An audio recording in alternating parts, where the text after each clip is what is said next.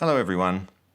So 2 weeks ago I did a video on the scary metals. Now that included sodium, it included calcium, and it included lithium.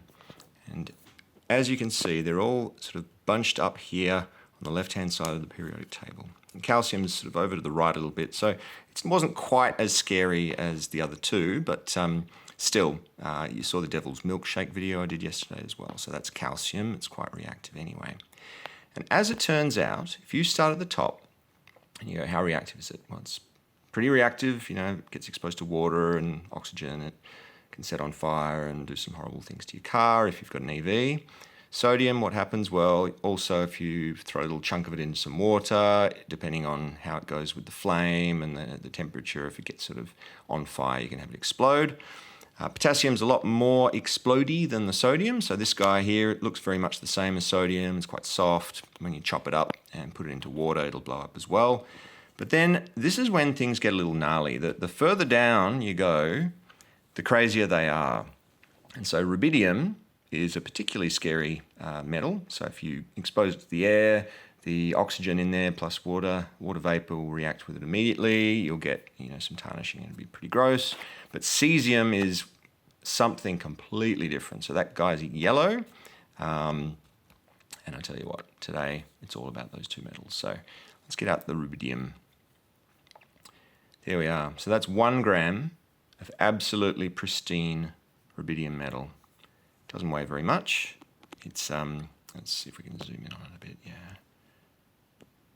Nice and shiny. Look at that thing. My goodness, that's beautiful.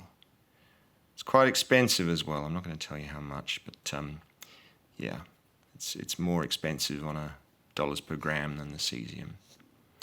Speaking of which, have a look at this. Man, I've been hanging out for this. Oh, look at it. Look at it. How are we going to do this? Yeah, there we go.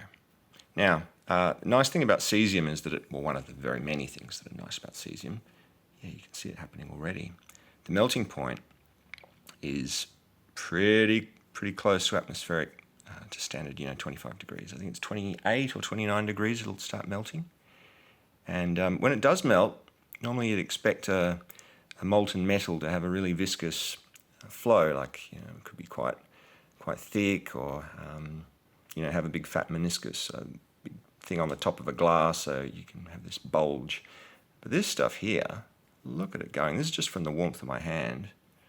It is. Look at that. Still got some solids in there, yeah. Oh, look at that, chunks. Chunks. What have we got there? Oh man, look at that. Whew.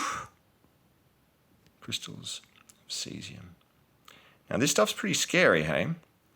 If you expose this to the air, if it's already quite warm, it can ignite just on hitting the atmosphere. Yeah, I'd be pretty scared to break this one open. I'll tell you what, I won't be breaking it open anytime soon. Too expensive for that sort of nonsense. God, it's beautiful. Look at that thing. So pretty. All right. If there are any contaminants in here, the stuff will stick to the glass. We've got a little bit still hanging on there when it dribbles down, so it's not absolutely pure. It's supposed to be 99.99% pure, which is pretty bloody pure for this sort of thing.